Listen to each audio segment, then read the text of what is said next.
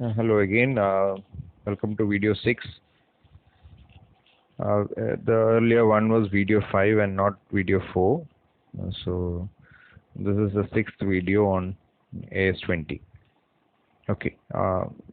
We looked into the first adjustment to vein, that is how to deal with partly paid up shares and shares with different nominal values. I hope it is clear with everyone.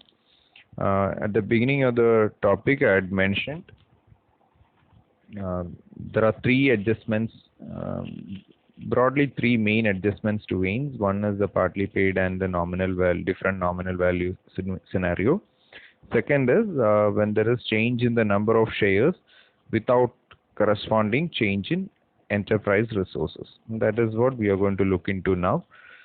This video will talk only of the second adjustment, and that is the change in the number of equity shares without corresponding change in enterprise resource. That is the second part. Okay. Now, what do you mean by enterprise resource? That is what we have to first understand. The standard basically says enterprise resource is related. It's basically meaning net assets of the enterprise. So, what is the net asset? Enterprise resource is nothing but your net asset. We have learned net assets in accounting at different levels. Still, we will look into what is net asset. What is net asset? Net asset is nothing but your total of assets minus your external liabilities or outside liabilities. Okay, that is what your net asset is all about. Now, with regard to this adjustment of change in number of equity shares without a corresponding change in enterprise resources. So, നമ്മൾ അവിടെ നോക്കേണ്ട കാര്യം ഒരു equity share issue ചെയ്യുന്നു, പക്ഷെ എന്ത് വ്യത്യാസം വരുന്നില്ല, എന്റർപ്രൈസ് റിസോഴ്സസിൽ വ്യത്യാസം വരുന്നില്ല എന്നാണ് പറഞ്ഞിരിക്കുന്നത്. അത് എപ്പോഴാണെന്ന് നോക്കുക. Okay, so let's say for example you issue shares for cash. Net അസറ്റിൽ വ്യത്യാസം വരുമല്ലോ അല്ലേ? എന്താ കാരണം? ക്യാഷ്, ഈ അസറ്റ് എന്ന് പറയുന്നതിൻ്റെ അകത്ത് എന്ത് വരും? ക്യാഷ് വരും. അത് കൂടുന്നത് കൊണ്ട് ഏതിലും വ്യത്യാസം വരും? നെറ്റ് അസറ്റിലും വ്യത്യാസം വരും. Okay, let's say I bought a machinery and the payment for the same was issue of shares. അപ്പോൾ എന്ത് സംഭവിക്കും? മെഷീനറി വന്നു എന്ന് പറയുമ്പോൾ അസറ്റ്സ് കൂടി. Okay, so there is resource, there is change in the enterprise resource. ഞാൻ പറഞ്ഞു വരുന്നതാണ്, ഇക്വിറ്റി ഷെയർ ഇഷ്യൂ ചെയ്തത് കൊണ്ട് റിസോഴ്സിൽ എന്ത് വന്നു? ചേഞ്ച് വന്നു. അങ്ങനെയുള്ളതിനെ കുറിച്ചല്ല നമ്മളിവിടെ പറയുന്നത്. നമ്മളിവിടെ പറയുന്നത് I might have issued an equity share, but there is no change on the net asset. അങ്ങനെ വരുന്ന ഏതൊക്കെയാണ്? അതിന് ബേസിക്കലി നാലെണ്ണമാണ് മെയിൻ ആയിട്ടും ഉള്ളത്. ഒന്ന്, bonus issue. Look at what is happening in bonus issue. So എന്താ, നമ്മൾ ക്യാപിറ്റലൈസേഷൻ ഓഫ് പ്രോഫിറ്റ്സ് ആണ് ബോണസ് ഇഷ്യൂ അല്ലേ? നമ്മുടെ കയ്യിലുള്ള റിസർവ്സ് ഒക്കെ നമ്മൾ എന്ത് ചെയ്യുന്നു? ക്യാപിറ്റലൈസ് ചെയ്യുന്നു. Is asset increasing? ക്യാഷ് വരുന്നില്ല, ബാങ്ക് അക്കൗണ്ടിൽ കൂടുന്നില്ല. എക്സ്റ്റേണൽ ലയബിലിറ്റി എന്തെങ്കിലും കുറയോ കൂടുകയോ ചെയ്യുന്നുണ്ടോ? അതും ഇല്ല. What is the change is entirely happening in the equity itself അല്ലേ? റിസർവ്സിലും ഇക്വിറ്റിയിലുമാണ് വ്യത്യാസം വരുന്നത്. So that is a classic example of change in number of equity shares without a change in enterprise resources. ഇങ്ങനെയുള്ളതിനെയാണ് നമ്മൾ ഈ അഡ്ജസ്റ്റ്മെന്റ് താഴെ കൊണ്ടുവരുന്നത്. ഇനി രണ്ടാമത് നിങ്ങൾ എല്ലാവരും പഠിച്ചിട്ടുള്ള ഒരു കൺസെപ്റ്റ് ആയിരിക്കും റൈറ്റ് ഇഷ്യൂ അല്ലേ? റൈറ്റ് ഇഷ്യൂ എന്ന് പറഞ്ഞാൽ നമ്മളെല്ലാവരും പഠിച്ചിട്ടുള്ളതാണ്. എന്താണ് റൈറ്റ് ഇഷ്യൂ? എക്സിസ്റ്റിംഗ് ഷെയർ ഹോൾഡേഴ്സിന് ഫർദർ ഇഷ്യൂ ഓഫ് ഷെയർസ് വരുമ്പോൾ ദേ ഗെറ്റ് എ പ്രിഫറൻസ് അല്ലേ? അല്ലെങ്കിൽ they get a privilege. They have the right to buy it first hand. അതല്ലെങ്കിൽ ചിലപ്പോൾ നിങ്ങൾ കേട്ടിട്ടുണ്ടാവും സ്വെറ്റ് ഷെയർസ് അല്ലെങ്കിൽ മാനേജേഴ്സിന് കൊടുക്കുന്നു, വർക്കേഴ്സിന് ഷെയർ സബ്സ്ക്രിപ്ഷൻ ഒരു പ്രിവിലേജ് കൊടുക്കുന്നു. ദീസ് ആർ ഓൾ റൈറ്റ് ഇഷ്യൂവിൻ്റെ അകത്ത് വരാവുന്ന കാറ്റഗറൈസേഷൻസ് ആണ്. ഇതിൽ നമ്മൾ ശ്രദ്ധിക്കേണ്ടത്, right issue normally is given at a price which is less than the market value. Market വാല്യൂവിനെക്കാട്ടിലും കുറഞ്ഞൊരു വിലയ്ക്കായിരിക്കും നമ്മൾ എന്ത് ചെയ്യുക? റൈറ്റ് ഇഷ്യൂ ചെയ്യുക. So that right issue includes an element of bonus. എന്നോട് പറയാം, ഒരു 50 രൂപയുടെ മാർക്കറ്റിൽ 50 രൂപയുടെ വിലയുള്ള ഒരു share company is issuing at 35 rupees എന്ന് വിചാരിക്കുക. That is right. right price is 35. Market value എത്രയാണ്? 50 ആണ്. സോ അപ്പോൾ 35 രൂപയെ ആർക്ക് കിട്ടുന്നുള്ളൂ? കമ്പനിക്ക് കിട്ടുന്നുള്ളൂ. ബാക്കി 15 രൂപ അതൊരു ബോണസ് എലമെന്റ് ആണ്. കമ്പനിയുടെ പ്രോഫിറ്റിൽ നിന്നുള്ളതാണ് അത് പോകുന്നത്, റൈറ്റ്സിന്റെ കൊടുത്തിരിക്കുന്നത്. അങ്ങനെയുള്ള കേസിലും ഇതേ ഫാക്ടർ വരും. Change in number of equity shares without A corresponding change in enterprise resources. 15 രൂപ എന്നുള്ളതിന് എന്റർപ്രൈസ് റിസോഴ്സസിന് ചേഞ്ച് വരുന്നില്ല. 35 വരുന്നുണ്ടാവും, അയാൾ ക്യാഷ് വരുന്നുണ്ട്, അപ്പൊ അത് നെറ്റ് അസറ്റിൽ ഇഫക്റ്റ് ഉണ്ടാക്കുന്നുണ്ട്. പക്ഷേ 50 രൂപയിൽ 15 രൂപ ബോണസ് എലമെന്റ് ആണെങ്കിൽ ഈ 15 രൂപ it is not making any change in the enterprise resources. അതാണ് പറയുന്നത്. ബാക്കി 35 റുപ്പീസ് ഉണ്ട്. 35 റുപ്പീസ് എവിടെ വരും? നെറ്റ് അസറ്റിൽ വരും. ഓക്കെ, കാരണം ക്യാഷ് കംസ് ഇൻ ആ ഒരു ആംഗിളിൽ. Are we clear? Similar is the other two one, that is with regard to share split. Share split നമുക്കറിയാം. സബ്ഡിവിഷൻ ഓഫ് ഷെയർസും കൺസോളിഡേഷൻ ഓഫ് ഷെയർസും നമ്മൾ ഡിഗ്രിക്ക് പഠിച്ചിട്ടുണ്ട്. അത് തന്നെയാണ് ഷെയർ സ്പ്ലിറ്റും റിവേഴ്സ് ഷെയർ സ്പ്ലിറ്റും. ഷെയർ സ്പ്ലിറ്റ് എന്ന് പറയുന്നത് സബ്ഡിവിഷൻ ആണ്. സബ്ഡിവിഷൻ ഓഫ് ഷെയർസ് എന്ന് പറഞ്ഞാൽ എന്താണ്? we are reducing the face value of the shares and increasing the number of equity shares. അല്ലേ? അപ്പോൾ ഇവിടെ എന്ത് വന്നു? Change in number of equity shares without A corresponding change in the enterprise resources. അല്ലേ? Capital കൂടുതൽ വരികയോ കുറയുകയോ ഒന്നും ചെയ്യുന്നില്ല. Capital remains same, enterprise resources remains same, net asset remains the same. What is changing? Only thing which is changing is the number of equity shares. For example, 10 രൂപയുടെ face value ഉള്ള ഒരു share is going to be subdivided into 5 shares, equity shares of ₹2 each. Share capital വ്യത്യാസമില്ല, net അസറ്റിൽ മാറുന്നില്ല. Only for one equity share, now onwards it will be 5 equity shares. So there is change in the number of equity shares without a corresponding change in the enterprise resource. അതാണ് അവിടെ ഉദ്ദേശിക്കുന്നത്. Same in the opposite way is what we call as the reverse share split. ഇപ്പൊ ഈ പറഞ്ഞ എക്സാമ്പിളിൽ തന്നെ 2 രൂപയുടെ face value ഉള്ള 5 share ഉള്ളതിനെ നമ്മൾ ക്ലബ് ചെയ്ത് 10 രൂപയുടെ ഒരു ഷെയർ ആക്കുകയാണെങ്കിൽ that is consolidation of shares. Okay, that also there is change in the number of equity shares without A corresponding change in enterprise resources. Okay, ഇനിയാണ് സ്റ്റാൻഡേർഡ് ഇതിനെ എങ്ങനെ ഡീൽ ചെയ്യണം എന്നുള്ള പറയുന്നതിന്റെ ഏറ്റവും പ്രസക്തമായ സെന്റൻസ്. അത് വളരെ ശ്രദ്ധാപൂർവ്വം മനസ്സിലാക്കണം. In such scenarios the change in equity shares shall be assumed to have occurred at the beginning of the earliest period reported. എന്താ പറഞ്ഞിരിക്കുന്നത്? ഇങ്ങനെയുള്ള കേസുകളിൽ ഏത് change in number of equity shares without A corresponding change in enterprise resources ഉള്ള സിനാരിയോസിൽ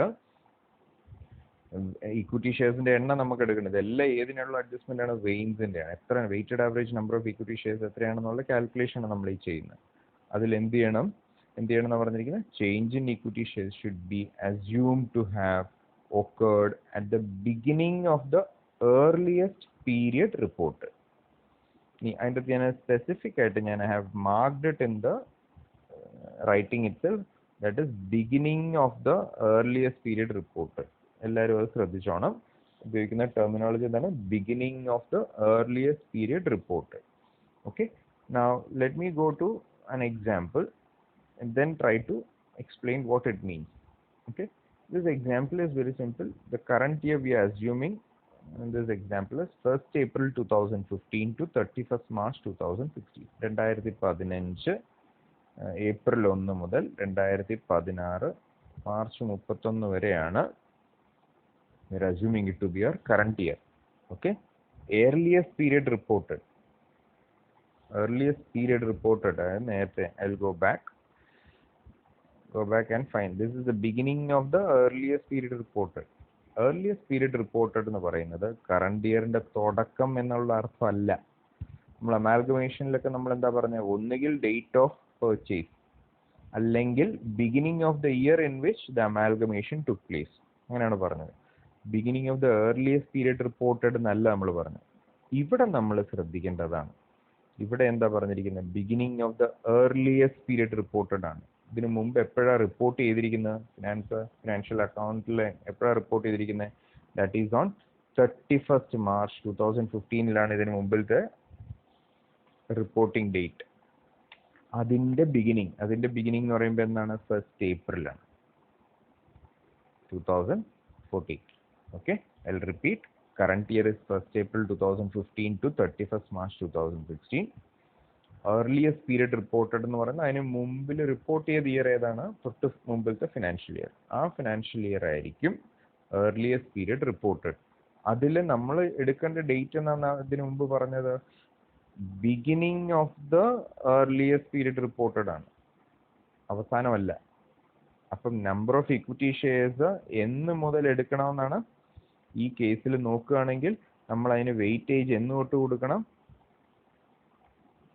1st April 2014 തൊട്ട് കൊടുക്കണം. Weighted average number of equity shares എന്ന് തൊട്ട് കാണണം?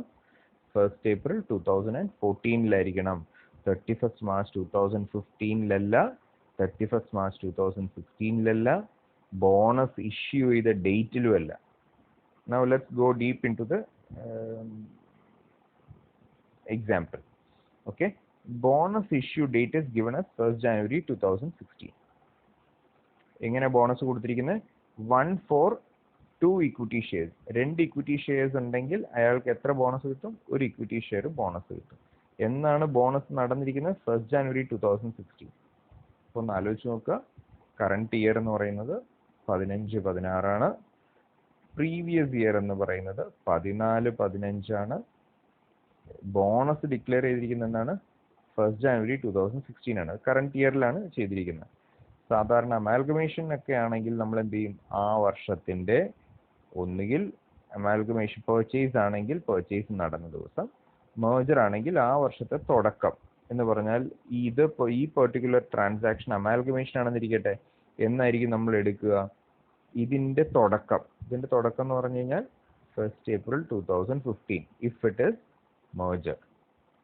If it is acquisition, 1st January 2016 തന്നെ എടുക്കുമായിരുന്നു. ഇത് രണ്ടും അല്ല. ഇവിടെ എന്താ പറഞ്ഞിരിക്കുന്നത്? earliest period reportedന്റെ ബിഗിനിങ് ഡേറ്റിൽ എടുക്കണം എന്നാണ് പറയുന്നത്. ബോണസ് ആണെങ്കിൽ എന്ന് എടുക്കണം? 1st January 2016 okay, 31st March 2016 1st April 2015 beginning of the earliest period reportedലാണ് എടുക്കേണ്ടത് എന്ന് പറയുമ്പോൾ ഏതായി? 1st April 2014 മനസ്സിലായോ? Okay, now one more step. These are random numbers. Profit available to equity shareholders we are given as 90,000. That is for 2014-15. 2014-15 15-16 രണ്ട് വർഷത്തെയാണ് തന്നിരിക്കുന്നത്. എന്തൊക്കെ തന്നിട്ടുണ്ട്? പേയ്സും തന്നിട്ടുണ്ട്, വെയിൻസും തന്നിട്ടുണ്ട്. Pays is given as 90,000 for both years. Veins is given as 6,000 equity shares for 14-15. 15-16 എത്രയുണ്ട്? 1 for 2 equity shares ആണ്. 6,000 already ഉണ്ട് തുടക്കത്തില്. 2 ഷെയറിന് 1 ഷെയർ വെച്ചാണ് ബോണസ്. അപ്പൊ അതിന്റെ പകുതി 3,000. So total 9,000 shares. ഓക്കെ, അപ്പൊ EPS എങ്ങനെ കാണും? പേയ്സ് ഡിവൈഡഡ് ബൈ വെയിൻസ് ആണ് അല്ലെ? പേയ്സ് ഡിവൈഡഡ് ബൈ വെയിൻസ് is your earnings per share. അപ്പൊ എത്രയായി? 90,000 ഡിവൈഡഡ് ബൈ 6,000 എന്ന് പറയുന്നത് 15 15-16 വന്നപ്പോൾ 90,000 ഡിവൈഡഡ് ബൈ 9,000 10 ഇങ്ങനെ ചെയ്താൽ ദാറ്റ് ഈസ് റോങ്. കാരണം എന്താണ്? Why it is wrong? Calculation of 14-15 എന്ന് പറയുന്നതില് നമ്മൾ 6,000 ഷെയർ ആണ് എടുത്തത്. 15-16 9,000 shares. This is right. What is wrong? ഇത് 6,000 എടുക്കാൻ പറ്റത്തില്ല. എന്തുകൊണ്ടാണ്?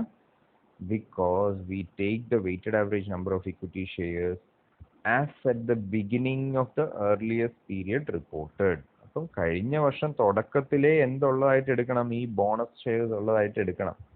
അങ്ങനെയാണ് നമ്മൾ കാൽക്കുലേറ്റ് ചെയ്യുക. അപ്പൊ ഈ 6,000 പകരം അവിടെ എത്ര ഉണ്ടായിട്ട് എടുക്കണം? 6,000 plus the bonus number of shares 9,000 ഇവിടെ എടുക്കണം. ഓക്കെ, അതാണ് ഞാൻ താഴെ കറക്റ്റ് ചെയ്ത് വീണ്ടും കാൽക്കുലേറ്റ് ചെയ്ത് കാണിച്ചിരിക്കുന്നത്. Okay, 14-15 15-16 90,000 each. രണ്ടിടത്തും എത്ര വരണം? 9,000 ഈച്ച്. So 10 each. നൗ ഇതില്ലായിരുന്നു, ഇത് ചെയ്തില്ലായിരുന്നു, ഇത്രയും ചെയ്തില്ലായിരുന്നു എന്ന് വിചാരിക്കുക. ഓക്കെ, നിങ്ങൾ ഡിസ്കസ് ചെയ്യാൻ പോകുന്ന ഏതൊക്കെ ഈ 15ഉം ഈ 10ഉം ആണ് അല്ലേ. Earnings per share of 14-15 was 15 rupees per share. For 15-16 it was 10 rupees per share എന്നാണ് പറയുന്നത്. ഇതിൽ നമ്മൾ നോർമലി ഇന്റർപ്രറ്റ് ചെയ്യുന്നത് എന്താ, EPS ഹാസ് ഡിക്ലൈൻഡ് എന്നാണ് നമ്മൾ ഇന്റർപ്രറ്റ് ചെയ്യാൻ പോകുന്നത് അല്ലേ. കാരണം 15 രൂപയിൽ നിന്നും എത്രയായി, 10 കുറഞ്ഞു എന്നാണ് പറയുക. അതാണ് നമ്മൾ തെറ്റാന്ന് പറയുന്നത്. അതുകൊണ്ടാണ് നമ്മൾ പറയുന്നത് whenever there is bonus issue of shares, effect അല്ലെങ്കിൽ weighted average number of equity shares comes into effect from the opening date of the earliest period report അല്ലെങ്കിൽ from the beginning of the earliest period report. The terminology used in standard is beginning of the earliest period report. അത് തന്നെയായിരിക്കണം നമ്മൾ ഉപയോഗിക്കുക. അപ്പം ഇവിടെ എന്ത് തന്നെ വരണം, 6,000 + 3,000 9,000 equity shares ആയിട്ട് മുമ്പിലത്തെ വർഷം. നിങ്ങൾക്ക് തോന്നാം മുമ്പിലത്തെ വർഷത്തെ ഓൾറെഡി റിപ്പോർട്ട് ചെയ്താണല്ലോ അല്ലേ. അങ്ങനെയുള്ളതിനാണ് if you look into the standard is restatement. ഒരു വാക്ക് ഉപയോഗിക്കുന്നുണ്ട് സ്റ്റാൻഡേർഡ്. ആ സ്റ്റാൻഡേർഡ് ഉപയോഗിക്കുന്ന വാക്കാണ് റീസ്റ്റേറ്റ്മെന്റ്. റീസ്റ്റേറ്റ്മെന്റ് എന്ന് പറഞ്ഞാൽ വീണ്ടും നമ്മൾ പുറകിലത്തെ വീണ്ടും എടുത്ത് പറയുകയാണ്. മനസ്സിലായോ? That is how you calculate weighted average number of equity shares when there is a bonus issue. അങ്ങനെ വെയിൻസ് കണ്ടിട്ട് EPS കണ്ട് ഇപ്പോൾ ഈ 10ഉം കമ്പയറബിൾ ആണ്. ഇത് രണ്ടും കമ്പയർ ചെയ്യാം. കാരണം സ്റ്റാൻഡേർഡ് അനുസരിച്ച് ചെയ്തതാണ്. സ്റ്റാൻഡേർഡ് ഇല്ലാതെ ഒരു ഓർഗനൈസേഷൻ വർക്ക് ചെയ്തിട്ട് ഇങ്ങനെ ചെയ്തിരുന്നെങ്കിൽ we would have said EPS has declined. That will be wrong അല്ലേ. അത് തെറ്റാവും. എന്തുകൊണ്ടാ? because it is not following the standard. So now you also understand what is the relevance of having a standard. Okay, so I'll stop with this and then I'll do the next video.